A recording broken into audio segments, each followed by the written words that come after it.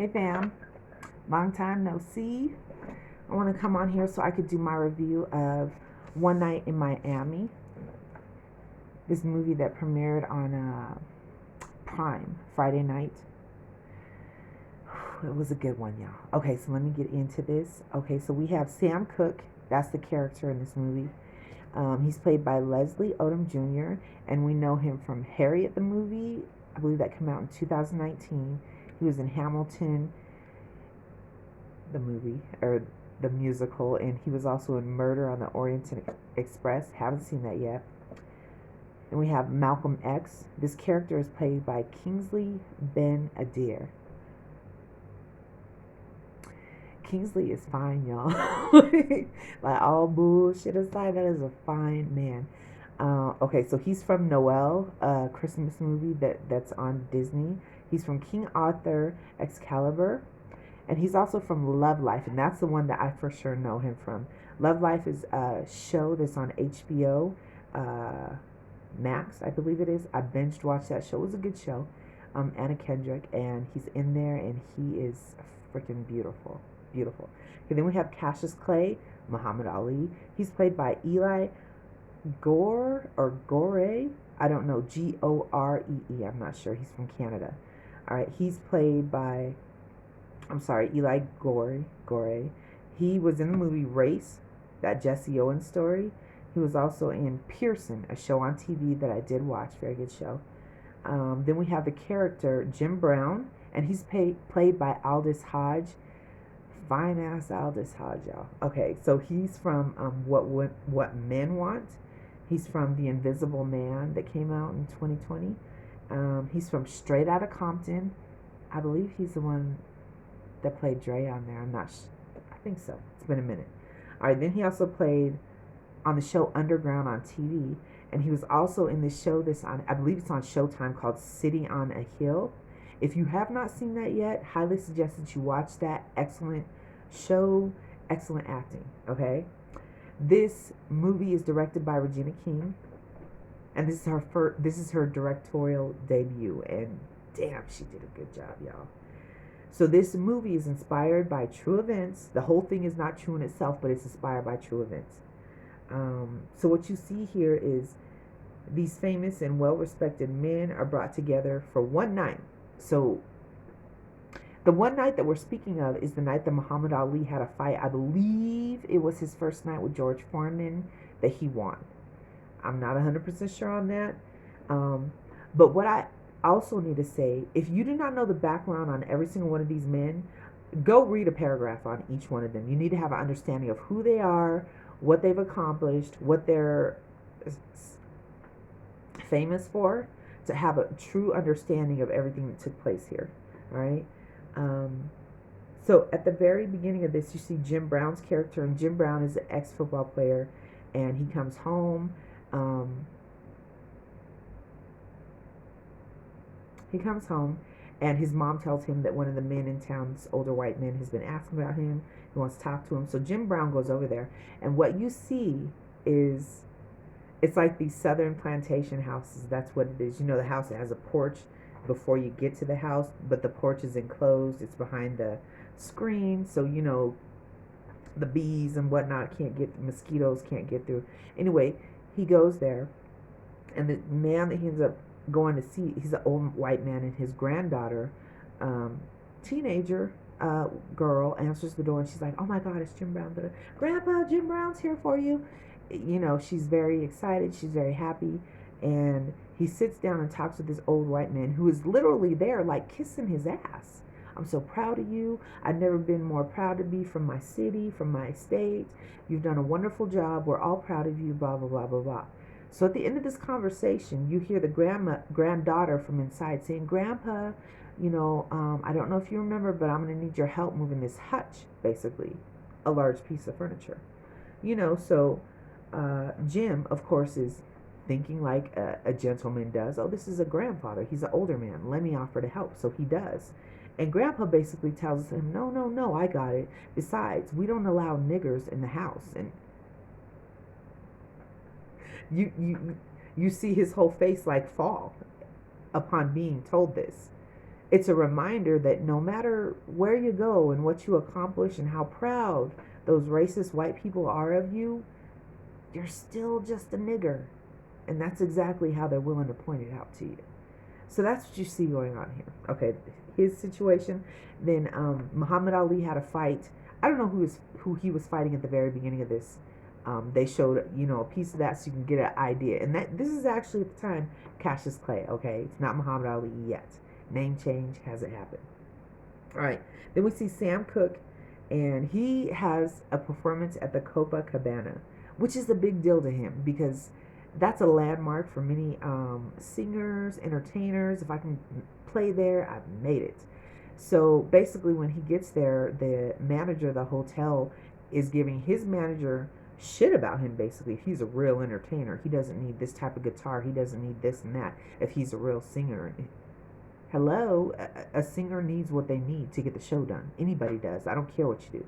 But you see him go through crap, and then you watch him step out on the stage to do his performance, and immediately all these white people are getting up and leaving. Oh, we gotta go. We got things. They're not worried about this nigger who showed up to sing for them. It's just flat out ridiculous. And the craziest thing is, Sam Cooke is so excellent with his art and what he does. He's known for decades. Not just decades. I'm like, those of us who truly pay attention to music now, today, we know exactly who he is. We know exactly where he came from, the music that he offered to this country, this world, and who continues to lay down samples of him or sounds by him. And hell, he owned a record label. He was a black man back in the freaking 60s. This happened in 63 this one night. He was a record label owner. That's anyway. Okay, so we have all these great men. And at the time of this, the guy who plays Malcolm X, Kingsley Ben-Adir, I wouldn't personally have chose him for this role. I wouldn't have. But he murdered this performance. He killed it. He bodied it. I was looking for the dude that I saw play in that recent Forrest Whitaker, the Bumpy show. I can't remember what it's called. But the guy who played Malcolm X in there, he is superb. Like, damn. And he's played Malcolm X in another role before that. So it's almost like he was born to do it. This guy that I'm speaking of, that I can't think of his name right now. Anyway, this guy, damn, he did it. Okay, so y'all better go read. If you don't know about Malcolm X, you better go read his book, one. Then you need to watch the movie Malcolm X, directed by Spike Lee, with Denzel playing the lead, Denzel Washington, because it's never been done better, okay? But you need to have a background. At this particular time, this night in 63, this was at the time that Malcolm X found out that the lead of the Muslim religion here in America, that the guy was a phony, that the guy was sleeping with multiple women, married, had tons of women knocked up having his babies. He had them in apartments, hotel rooms. He was paying rent. But he was doing anything but honoring his God and his religion. And Malcolm called in on it and expressed it to another higher up brother in the religion. And it was the beginning of his downfall because he did what he was supposed to. The guy who was running the Muslim religion back then was so horrific and so strong within that religion. He was literally like how Trump is in the White House, or is soon to be was in the White House. He did any and everything and got away with it. Broke laws, dogged people, used people, drug them through the mud. That's exactly what this guy did. And this is the first time that I really saw, or maybe I'm old enough to see now, what Malcolm was going through. He was stressed out. He was stressed out. He was paranoid. He thought he was being followed. He knew that his time was ticking away, that they would most likely kill him. And he was more concerned because it wasn't just him, it was his wife and his six daughters. Malcolm X had 6 daughters. And you saw him just at that end of being able to hold it together. But what you also saw was his passion for today, tomorrow, in 5 years, in 50 years. He saw above and a broad picture of all black people in America. That's what he saw, and that's what he was working for. That's what he was trying to get the men, all the men around him, ready for. Because if you can do it right, you can get us to a better place almost immediately. That's what his goal was. And that's what you saw happen this one night. This one night, Muhammad Ali had his first fight, like I said, I think with George Foreman, won it. He was only 22 years old. Cassius Clay, that's who he was. He was only 22 years old. And in this night, in this room, you saw Cassius Clay becoming fully aware of exactly who he was and the power that he currently had and what he was about to have. And you saw these other two men, Sam Cooke, who mostly, a lot of them were just, they were concerned for themselves. That's what it was. And Malcolm was trying to show them, you can be so much more. You have to be concerned about all these other people, not just yourself.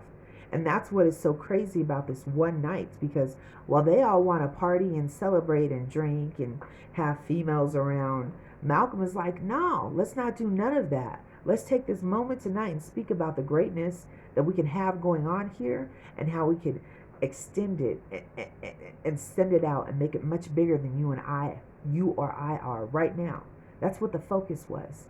And it's crazy because he had already been mentoring Cassius Clay. He had already been mentoring at Cassius Clay's request, his tutelage, teaching him about the Muslim religion.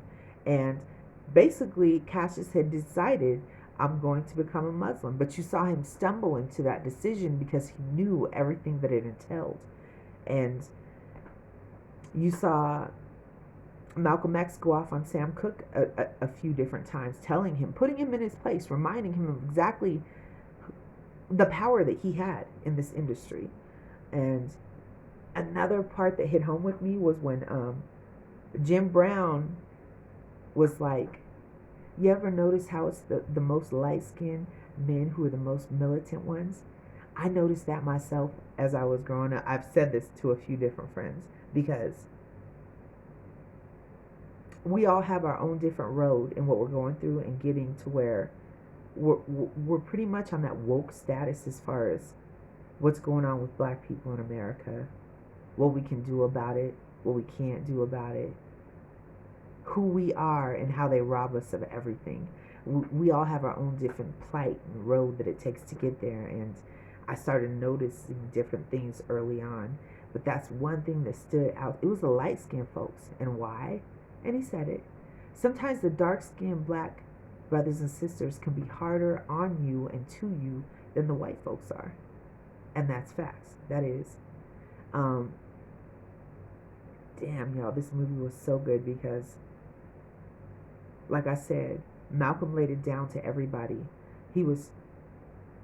It honestly looked like for a quick second that he was using Cassius Clay because he was trying to leave the Muslim religion and trying to, not religion, but the particular church that he belonged to create his own, basically, a real one that didn't have a leader who was trying to sleep every female that came across and impregnate her and send her to a hotel room that he was paying for.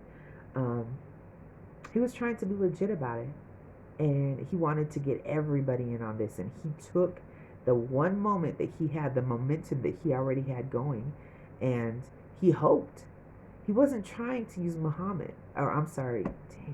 Cassius Clay. He wasn't trying to use him, but it looked like that to Cassius Clay when he explained finally where he was at and what he was going through. These great men. Sam Cooke and Malcolm X were dead within 2 to 3 years of 63 when this one night was supposed to happen. That's what they do with our great men, the great ones who are smart enough to get people behind them and build something up and have a following and try to make black people better in this country. They murder them. They do.